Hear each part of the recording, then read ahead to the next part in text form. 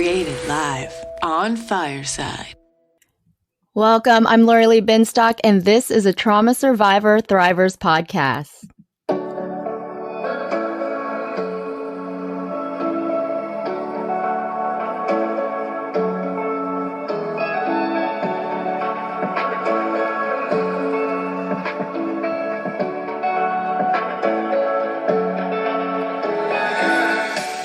Thank you so much for joining me live on Fireside Chat, where you can be a part of the conversation as my virtual audience. I am your host, Lori Lee Binstock.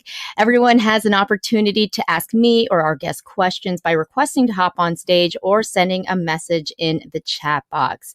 Today's guest is author Yvonne Sandomir, and Yvonne is the author of the recently released memoir, The Invisible Girl. She is a certified mindfulness coach with more than 6 years of psychotherapy under her belt. Yvonne, thank you so much for joining me today.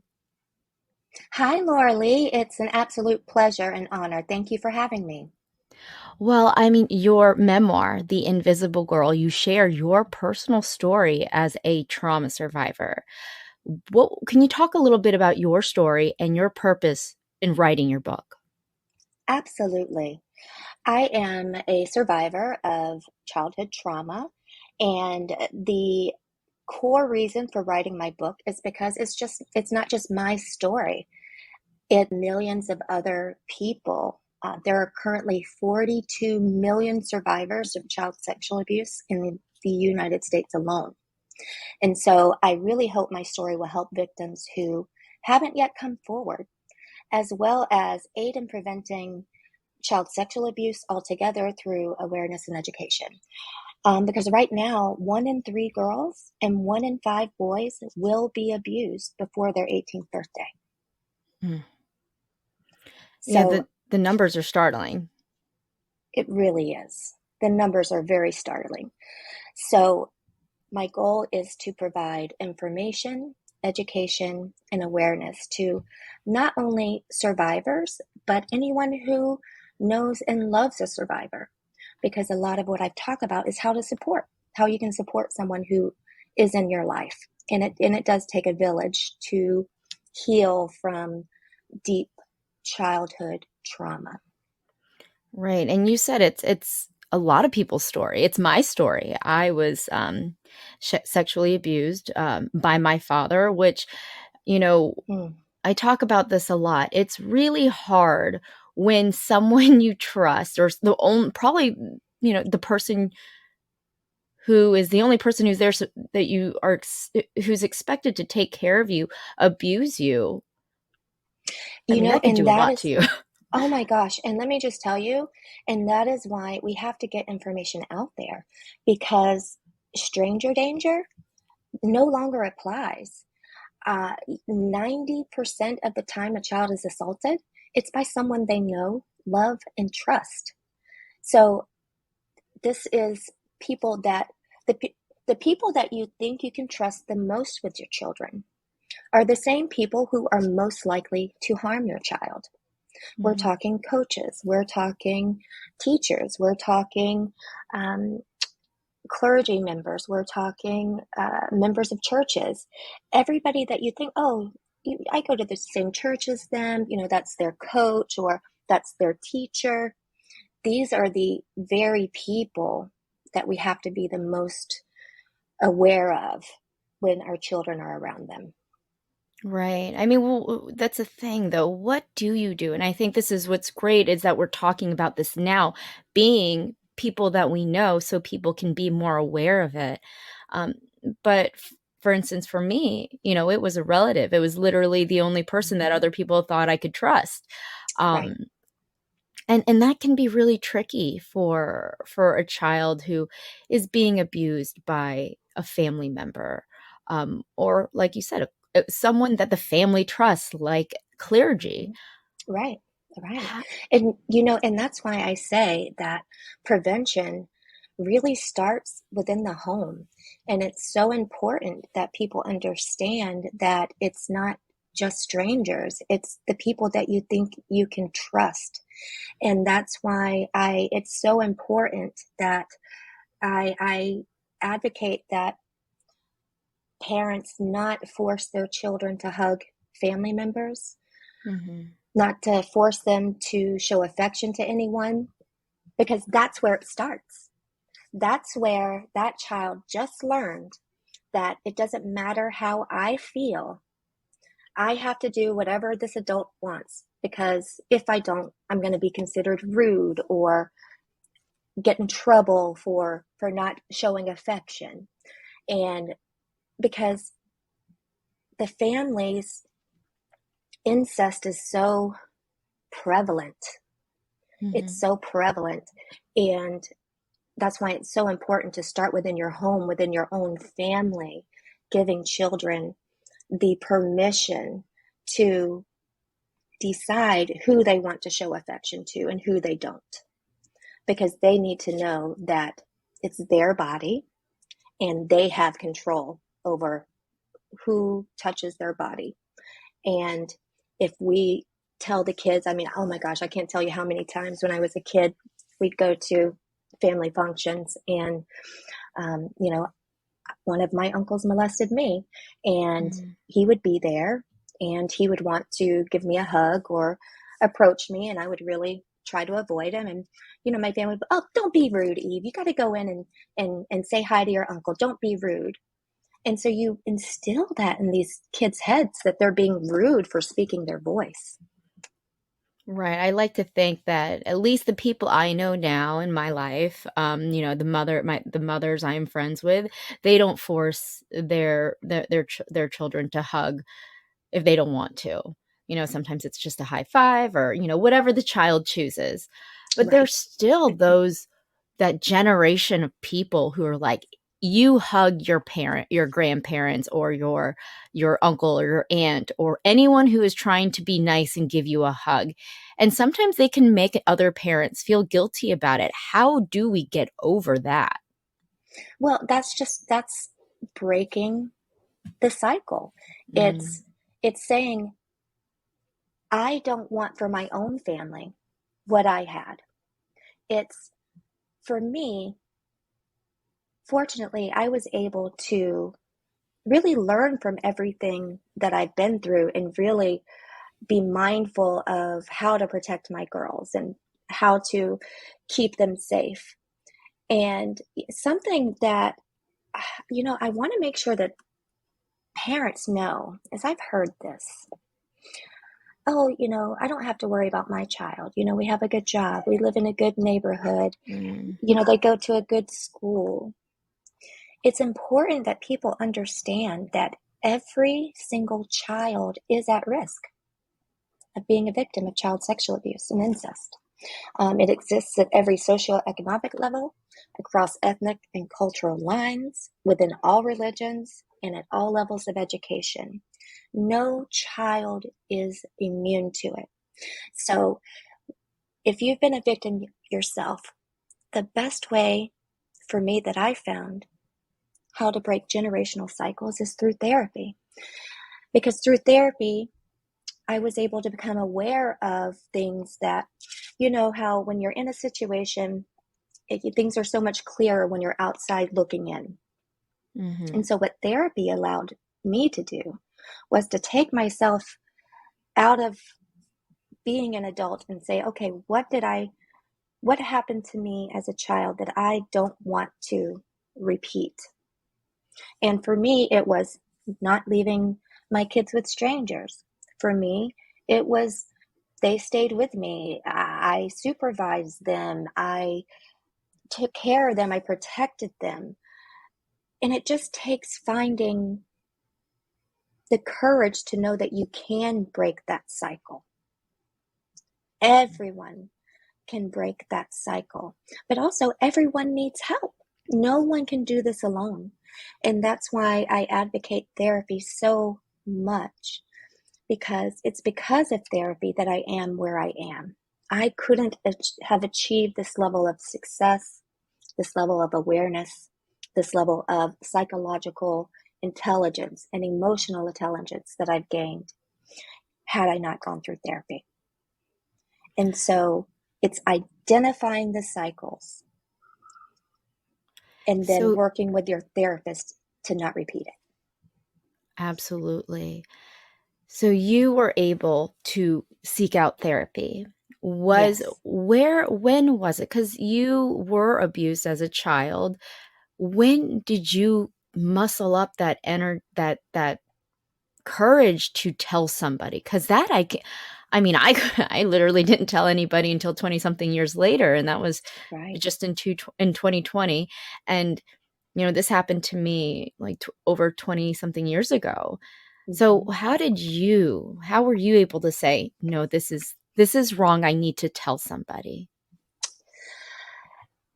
In my situation, unfortunately, the people that I told didn't respond in appropriate ways.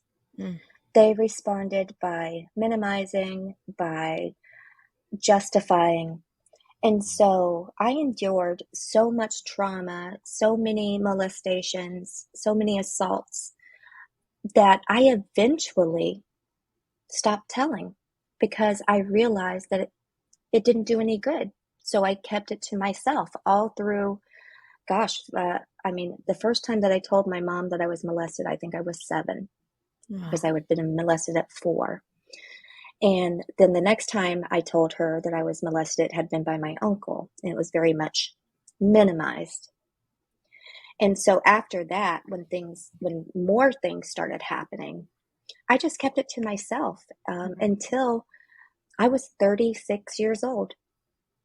I went through a marriage, divorced, had 2 amazing kids, an amazing career, and then I met the love of my life that really changed everything for me. My husband is the one who really gave me the space and the courage and the time that I needed to heal. It was him that insisted that I go to therapy. I had been resistant to it for years because I was convinced that I could do it on my own, right? I mean, we all think Right. that we can do it on our own, right? I'm strong enough. I can do this. What are you talking about? Right. But it wasn't until I met my husband and I started to really have flashbacks and terrible nightmares and suicidal ideations and depression. And my husband actually went to the internet, printed out a list of therapists for me, and handed me the paper and said, "Baby, you have got to do this. You have to go to therapy. I'm giving you this list. You have to pick one of these people." And that's how my journey began. My healing journey truly began when my husband said, "No, you need to do this. I'm supporting that you do this." And that was it. That was the beginning. Wow. It is really hard because you're right. I honestly, since it happened at such a young age and I was able to kind of move on, finish school, go to college, have a career. I would have episodes where I would just lash out and I had anger issues, but I Mm, thought, oh, well, that what had happened to me is in the past. So it's fine. Everything's fine. mm, I'm okay. Obviously there were, I guess it was PTSD. So, I had symptoms of PTSD as a sexual abuse survivor, which mm, could mean anything from, drug addiction, hypersexual activity, mhm. you name it, right? It Yep, could be any of absolutely. these things. Yep. And I just assumed I was a bad kid. Nobody really talked about PTSD Mm, um, for sexual, abuse survivors. That was just not a thing mhm, when I was in the 90s or even the early 2000s. But it was really, really hard. And then, luckily enough, I had, the suicidal ideations and the difficult relationships. Um, but I think that's amazing that you had the support of your husband who said, this is what you need. Because honestly, I needed someone to tell me that too. right. Because Right.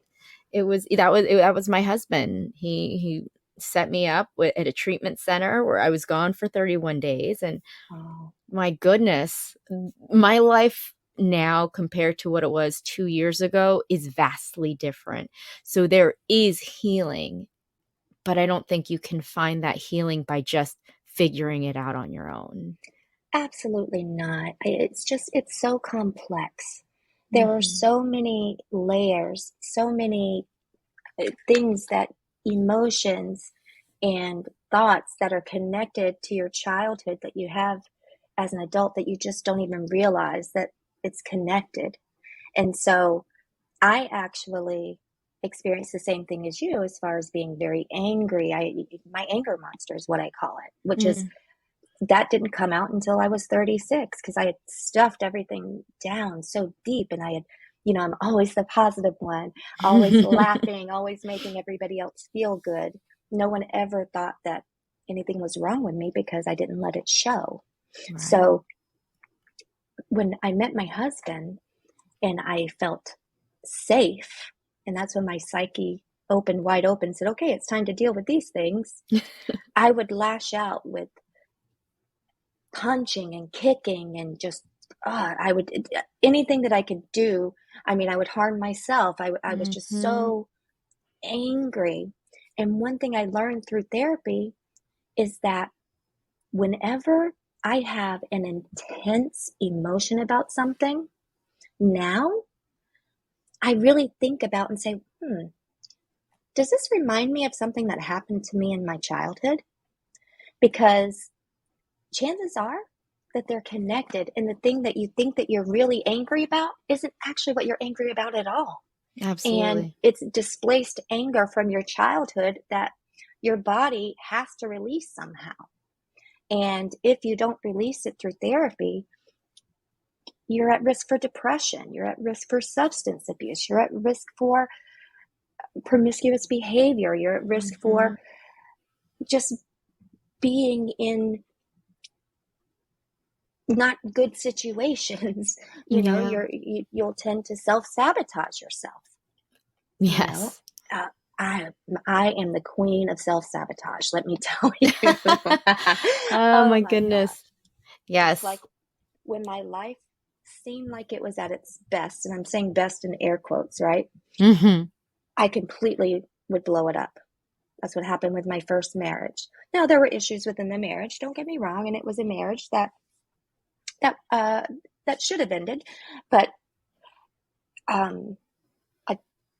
I think that I'm sorry, I just lost my train of thought. Oh, we just self-sabotaging. No, Yes, I completely. yes. And even though that the marriage, had its issues, that the self-sabotaging, after 10 years, I started having affairs.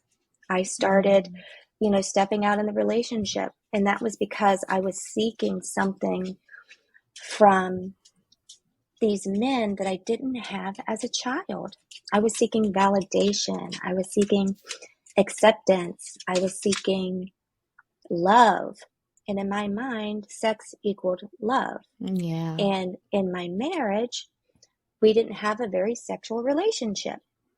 So I completely self-sabotaged and started having affairs, and the marriage ended after 10 years of being together. And I still struggle with self-sabotage to this day. And in a 100% transparency, just a month ago, my husband and I were going through an issue of where I was starting to self-sabotage. And we had to say, wow, okay. This is, and interestingly enough, we've been together 10 years this year. And so it's a cycle. It's this pattern. So it's a pattern. And through therapy, you begin to recognize those patterns, right? And you begin to identify them and really grab a hold on them, because you can't change anything that you don't acknowledge, right? So for me, it was really trying to figure out what these self-sabotage behaviors are and how to stop it from happening. And thanks to therapy, I'm able to do that. Yeah, I think that's I myself, and for the most part, this is like kind of textbook symptoms of childhood sexual abuse, just seeking that validation. And especially if you were sexually abused, just it was like burned in your psyche that sex equals love, or, That's you right. know, it's, and that was really hard for me to even see, to understand. So I'm happy you brought up the just recognizing that pattern, because recognizing that the patterns it's just the first thing in trying to break these cycles That's of right. bad behavior. I mean, I don't want to say bad behavior. I'll just say maladaptive behavior, Yeah, just yeah, coping, because you weren't maliciously trying to hurt another person, or, that's right. That's you right. needed something. There was a void that you needed to fill, that you probably didn't know you needed to fill, the first time it happened around. But the Hmm. fact that you were able to identify it in this pattern with your second husband, I'm just I'm amazed, because that is an extremely hard thing to do. And that's definitely something to be proud of. Thank you. Thank you so much. I am very proud of that. And, and that's why we have to talk about how important it is to be vulnerable. Allow yourself to be vulnerable. Um, I know for a long time, I I felt so much guilt, so much shame, so much blame from the decisions that I made as an adult because of things that happened to me as a child. And we have to be compassionate with ourselves, and we have Mhm. to be kind with ourselves. And we have to tell ourselves that I wasn't a bad person. I was experiencing a normal after effect from very abnormal childhood trauma.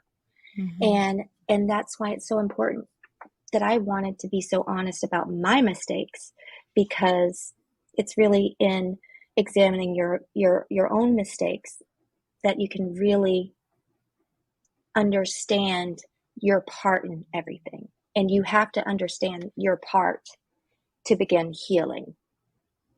Absolutely. That's really well said.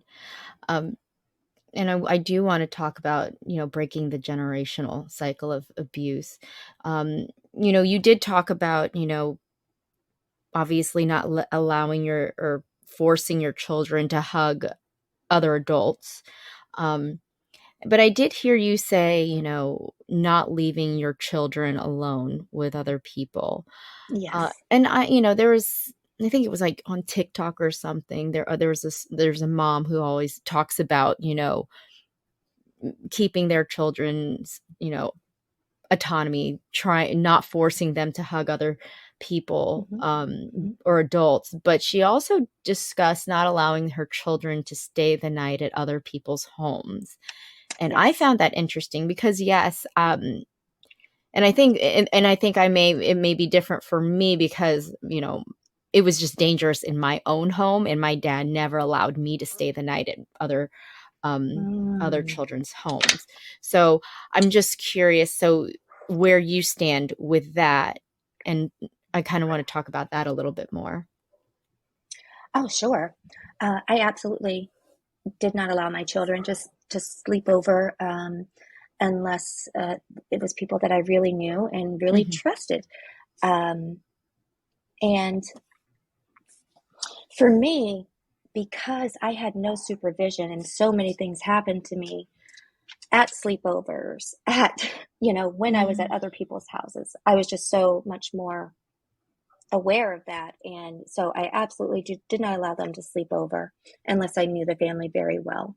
I will still to this day will not allow my girls to have a sleepover with one of their friends that's staying at their dad's house alone if the Mhm. parents are separated. Um, I don't allow it. Um, and the thing is, that's how you prevent it. You prevent Mhm. it by not allowing these things to occur. You prevent it by not putting your children in situations where it could happen, because you never know. And that's why it's so important that we know what the grooming red flags are for perpetrators, so we can kind of test the people in our lives to kind of see, okay, who's a little bit more trustworthy than the others. And we really have to pay attention to that. And it doesn't matter how well you know someone, and how much you think that you can trust them. All perpetrators have shared behaviors that they display.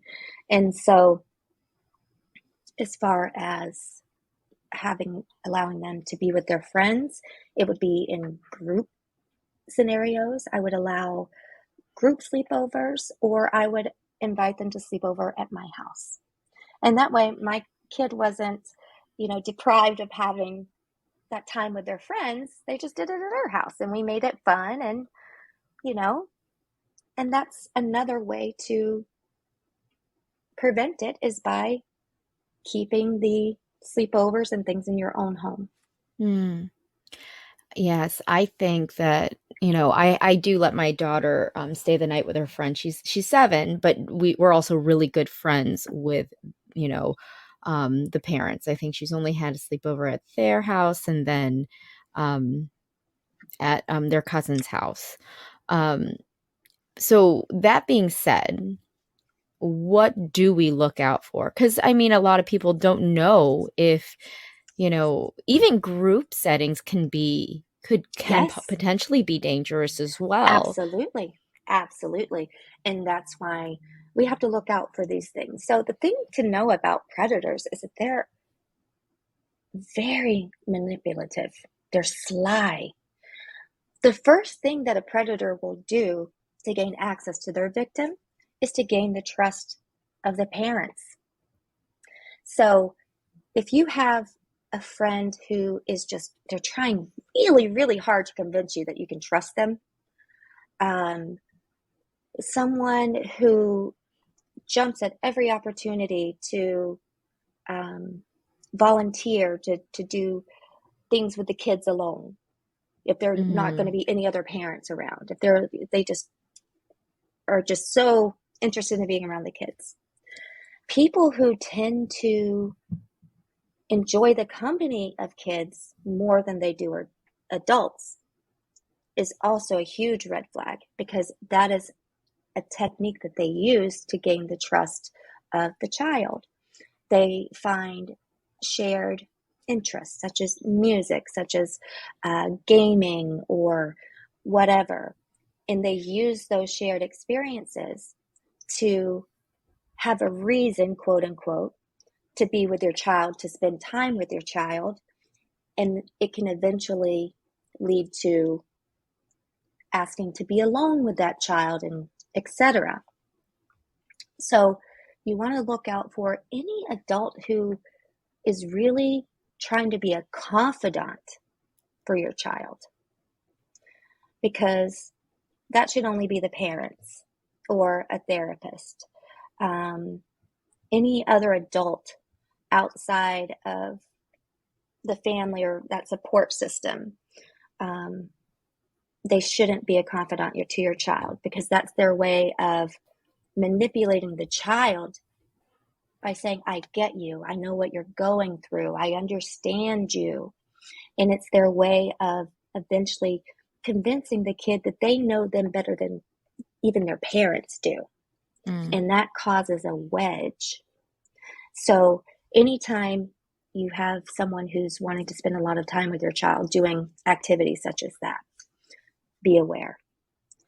Anytime an adult wants to be alone with your child, such as sleepovers, camping, that is an immediate red flag. There is no reason for an adult to want to have your child alone. No reason. And you have to understand that if a perpetrator gets that victim alone, it is almost guaranteed that that child is going to be victimized. Right. So we cannot allow our children to be alone with people. Things such as these people may they may try to isolate the kids, get them alone. And this is like when you pay attention to group settings, right? Do you have an adult in a group setting who pays particularly close attention to a child, especially if it's not their own child? You know, they may do things such as really cater to the kid's needs. You might notice them, a story that was a family member recently told me is that a friend of hers, there was this person who was around her friend's child who, whenever he was around, he would just follow this kid around and tie a shoe. Anytime his shoe came untied, he would run over there and tie a shoe. And they thought, well, that's weird. Why the parent should tie the kid's shoes? And it turns out that that person was victimizing that child. Ugh.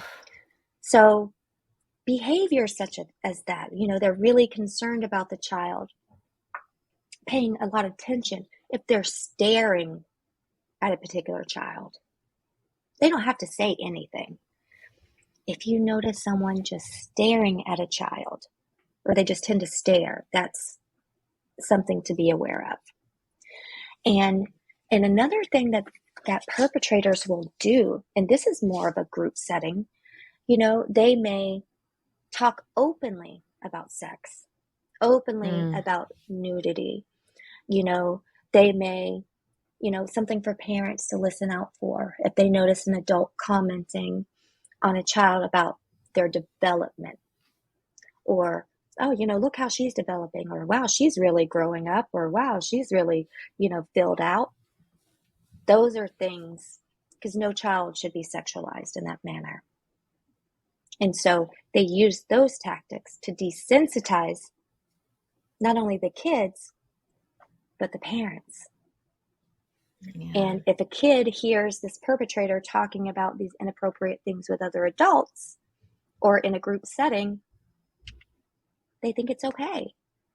They're more likely to engage in the conversation, more likely to trust this perpetrator because they were allowed to speak about those things in an open forum for everybody to hear.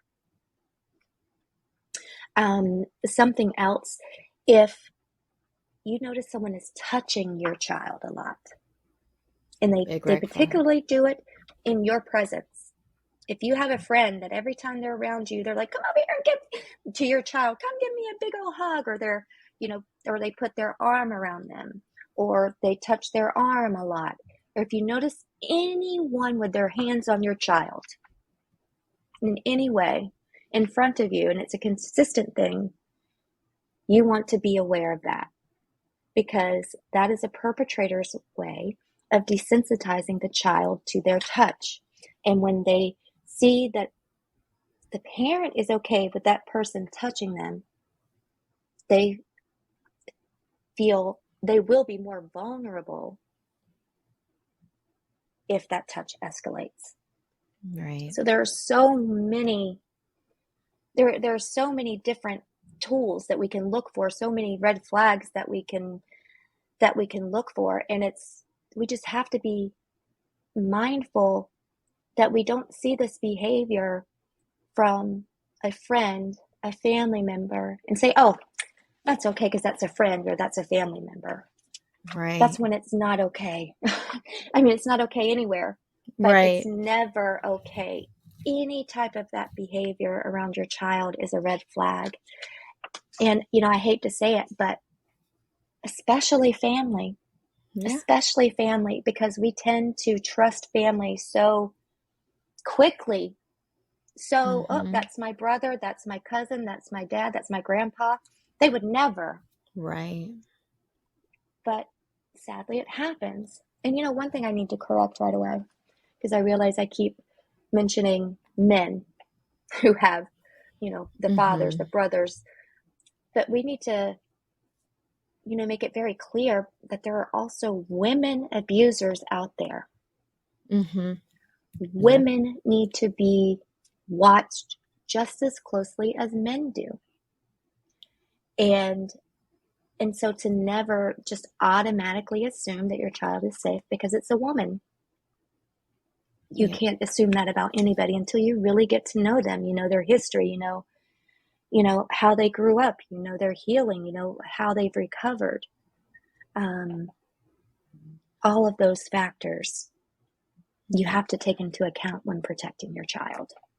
Yeah, that's a good point, because I do believe that there are women who have preyed upon people that I've known, men, or they were boys when, in growing up, and, and to the point where, peers would say things like, "Oh, come on, you wanted it," or "Oh, yeah, she's Right. hot," and I think that's a huge problem, that we should not just dismiss that because we have to assume that men or boys want this from another woman. Right.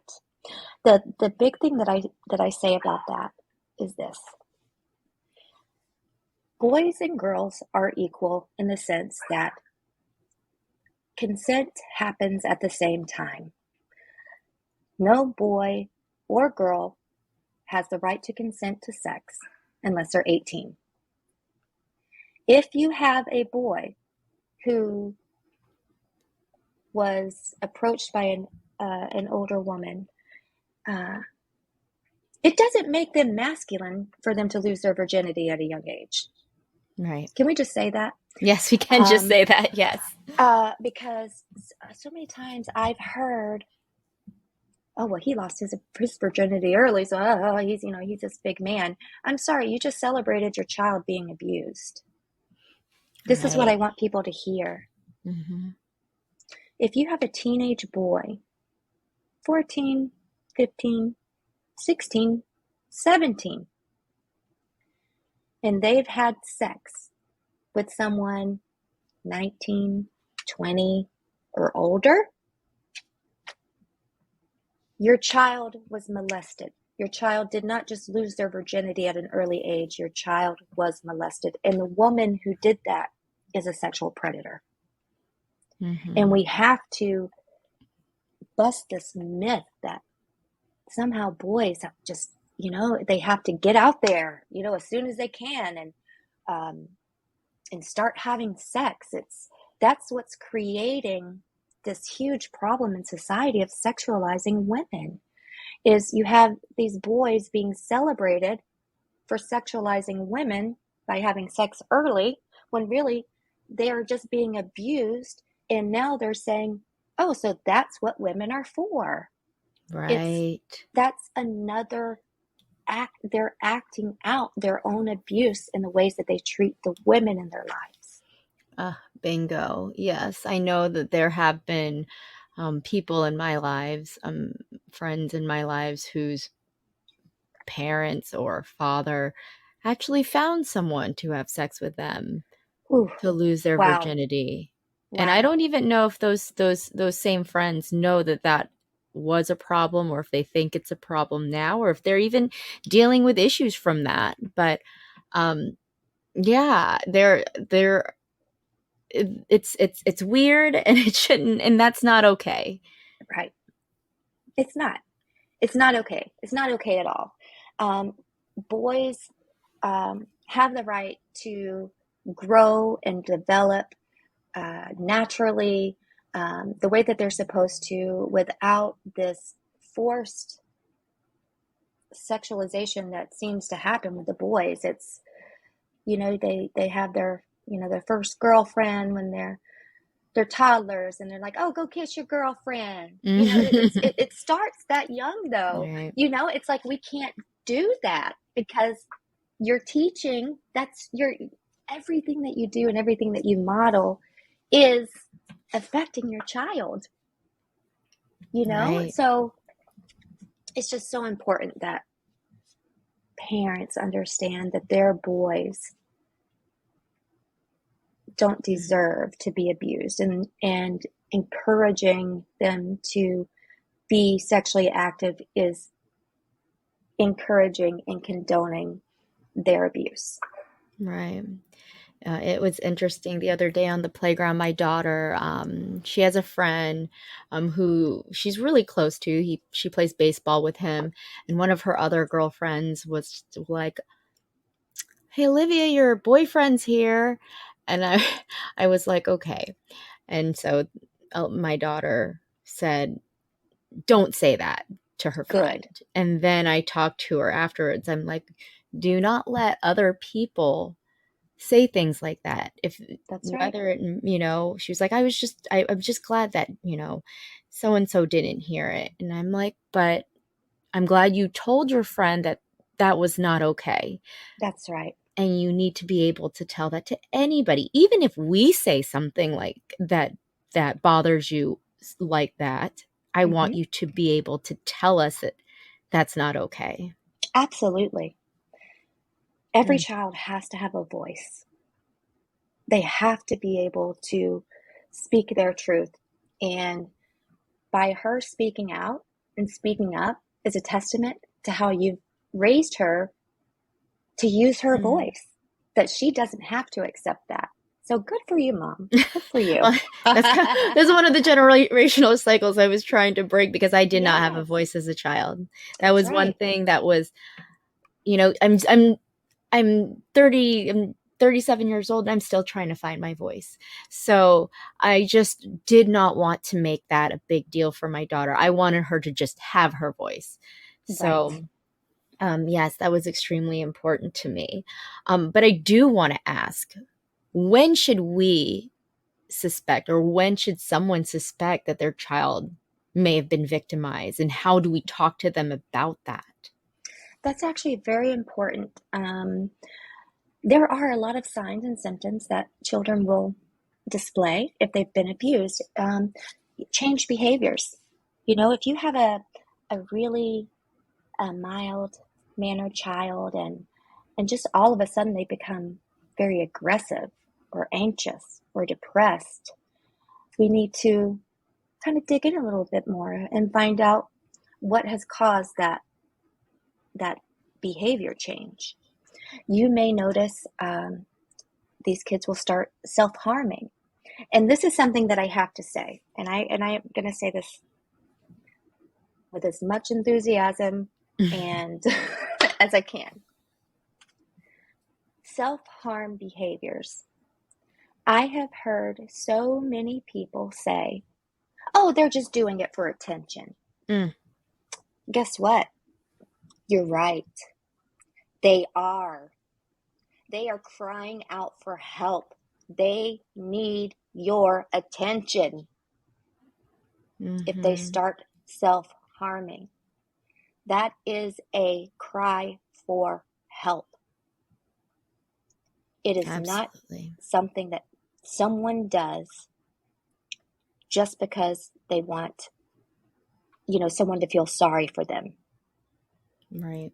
They need help. They're They asking for it. They're need it hurting themselves for to show you. you how much they're hurting. Right. Exactly. I mean, I self-harmed. I self-harmed Hmm. a lot. Same. And, my parents were like, "Oh, it's okay. It's okay. Look what you're doing. You're messing up your skin." Like they Right. just completely brushed it off like it was no big deal. Right. But I was screaming deep down inside for help. So Right. yes, if your child is self-harming, do more than just brush it off or put a band-aid on it, Please. because there's something bigger happening inside of them. That's right. If a child doesn't want to be around a certain person or people, if you notice your child loved to go visit their friend so and so, and then all of a sudden they don't want to go there anymore, you need to ask yourself why. What happened that now this person that they enjoyed, they no longer want to be around? Mm-hmm. How do we talk to Because, them about that, though? That's well, it starts young. It starts in the home, and it starts as simple as telling them and making sure that they know what their rights are, what is okay, and what is not okay. As far as, excuse me, as far as touch, as far as when to know that something's not right. So for instance, what I mean is this. You want to teach your child, no person has the right to touch your private parts. No person has the right to make you feel uncomfortable. No person has the right to ask you to touch their private parts. Mm-hmm. It is as simple as that. I know it does.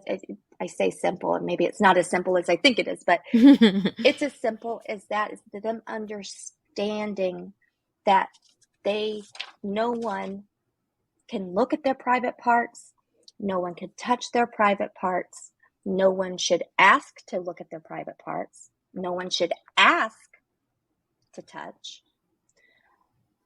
And it's just starting from within the home, as young as possible.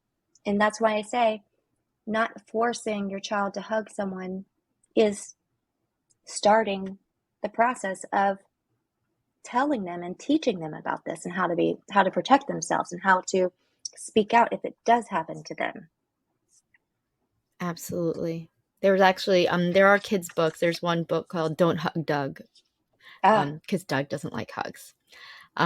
So there are definitely age-appropriate books out there for children. Even my son had I don't know, his first books within the first year was it was a book about consent for boys. I think that's what the title was. Book of Consent for Boys. And it was great. It was just like, no means no. You know, you can tell people that you are uncomfortable. Basically, That's right. being able to share when you're uncomfortable, you can say something.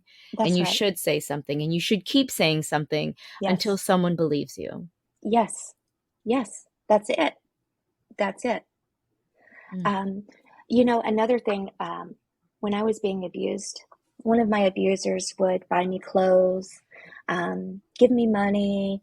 They would always bring toys for my brothers, and they would just freely give my parents money, like it was a handout.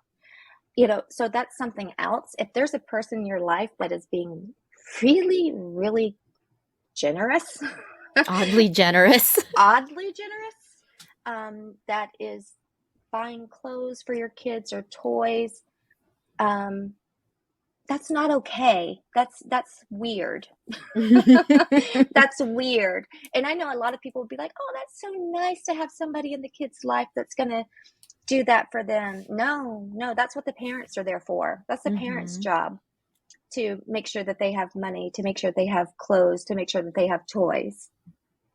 It's not someone else's responsibility. Absolutely. And some other symptoms that I think are really important. If your child starts displaying regressive behaviors like bedwetting or thumb sucking, that's another indication that something could have happened. And again, this goes back to what we were talking about acting out and engaging in reckless behaviors. If your child who normally wouldn't even get on a bicycle because they were afraid to fall now wants to ride a motorcycle 100 miles an hour down the road, we have to wonder what's occurred that now they want to be risky. And this goes for boys or girls, but if your child complains that it hurts when they're sitting, riding a bike, or going to the restroom, that's, if they have pain, that's something else to be mindful of. So there are so many signs and symptoms and so many ways that kids, try to, that they react to this abuse. But it's also, and I kind of said this in the beginning, but it's also important to remember that sometimes your child's behavior won't change at all. And that was me. When I was a child, I didn't self-harm when I was a child. I didn't bed wet. I wasn't sucking my thumb. I kept going back to places that where people were abusing me. And anytime anybody saw me, I had the biggest smile on my face. I was never depressed. I was always happy. And so that's something else. If you see a child that is just unusually happy all the time, no child is happy all the time. No Right. child is perfect. No child, is never going to argue with their mom. No child is never going to create friction with their dad. I'm going to be the best girl that I can be, so nobody knows what I'm doing, because I was blaming myself. Nobody knows that I was doing these bad things, not realizing that it was the people that were doing the bad things to me. Mm-hmm. So that's something else to keep in mind is, your child's behavior may not change at all, but you still have to be mindful of these other factors, these other red flags, the perpetrators, who they're around. Yeah. It's just be mindful. And I think it's safe to say that always keeping that line of open dialogue with your child is also safe, to just let them know that they can come to you for literally anything and you will believe them. And that's just it. It is so important that if a child does disclose abuse to you, when they do, that you say things like, I believe you. You tell them, I'm so glad that you told me. And it took a lot of courage for you to tell me. You make sure they know it's not their fault. And you let them know that you're going to work together with them to get the help that they need. And that, unfortunately and sadly, you will have to tell some other people in order to protect them. And that it's not something that they can just keep, because sometimes kids are like, I'm going to tell you, Mom, but you can't tell anybody else, right? Mm-hmm. The kid has to understand that the mom can't continue to keep the secret that the child wants to keep. Right. The parents have to then be honest and say, well, we've got to get you some help. Yeah. We need to first take care of you. Absolutely. Mm-hmm. Absolutely. Because that's just the first step. Yeah. It's just taking care of the child, because doing so, you could really prevent them from living a life of a lot of hardship, a lot of emotional turmoil, a lot of pain, a lot of self-sabotage behaviors. There's so much, and I know that you know this, there's so much that survivors deal with, from nightmares to flashbacks to just the feelings of guilt, blame, shame, everything that comes with it. And we have to prevent this from continuing to happen to our children. We have to protect our children. We have to talk about child sexual abuse and stop hiding behind the topic and being afraid to talk about it, because it's important. And because I think because many people don't want to talk about it, it kind of perpetuates this thing that of the survivors staying silent, that their story doesn't matter. They don't matter. What happened to them doesn't matter. And we need to change that, because it does matter. It does.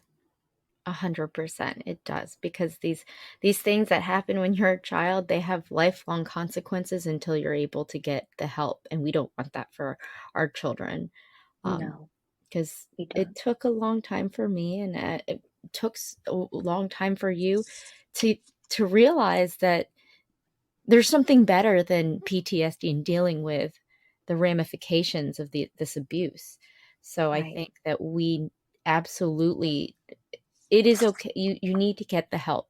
You can't heal this on your own. If you are a sexual abuse survivor, find someone to talk to at the very least. And then there's a host of, ways to heal. And, I constantly talk about them. But seek out help, number one. Yes. Yvonne, is there anything that you would like to add before we go?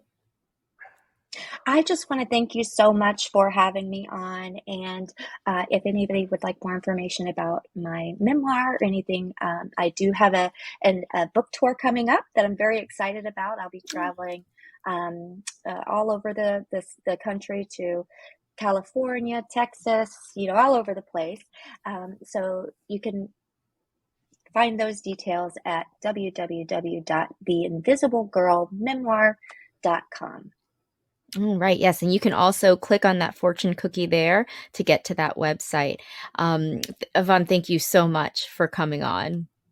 Oh, it was my absolute pleasure. Thank you. Absolutely.